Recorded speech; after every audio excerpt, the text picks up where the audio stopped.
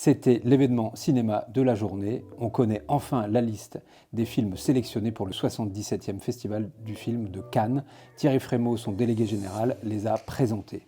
Alors que retenir de cette sélection? D'abord, c'est un peu le retour des habitués, on va presque dire des vieux de la vieille, à commencer par Francis Ford Coppola. À 85 ans, le réalisateur américain revient avec le film, dit-il, de sa vie, Mégalopolis, un film où une équipe d'architectes va tenter de reconstruire une ville après un cataclysme, une œuvre à 100 millions de dollars.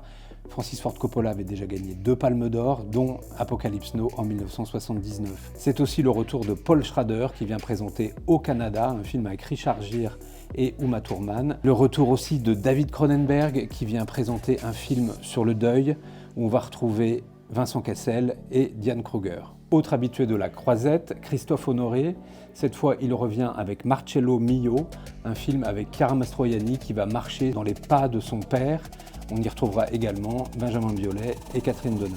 Jacques Audiard va lui aussi à nouveau fouler le tapis rouge. Il revient avec une comédie musicale qui s'appelle Emilia Pérez, où on va pouvoir retrouver Selena Gomez et Zoé Saldana. Yorgos Lanthimos, le réalisateur de Pauvres créatures, revient lui aussi à Cannes. Cette fois, il défend Kinds of Kindness avec son actrice fétiche Emma Stone, mais aussi Willem Dafoe que l'on avait déjà vu dans Pauvres créatures. Du côté des Français, voilà que Gilles Lellouche arrive cette fois en compétition. On l'avait vu hors compétition avec Le Grand Bain. Maintenant, il vient présenter dans la compétition officielle L'amour ouf, un film très attendu en France puisqu'il met en vedette le couple charismatique, mythique presque on pourrait dire, François Civil et Adèle Exarchopoulos.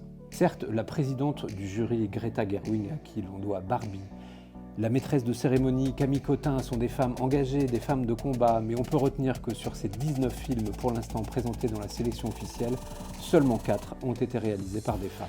Comme à l'accoutumée, il y aura des grands noms, des stars, des vedettes qui vont fouler le tapis rouge de Cannes.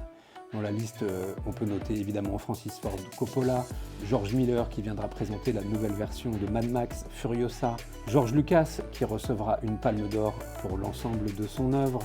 On note également Demi Moore, Nicolas Cage. Bref, il y aura des stars. Du côté des Français, on retrouvera Vincent Lindon et Léa Seydoux qui font partie du casting de la dernière comédie de Quentin Dupieux, deuxième acte. Ce film fera l'ouverture de ce 77e festival. Bref, il y aura des stars, des grands films, de la réflexion, des paillettes, du glamour. On attend le 14 mai avec impatience.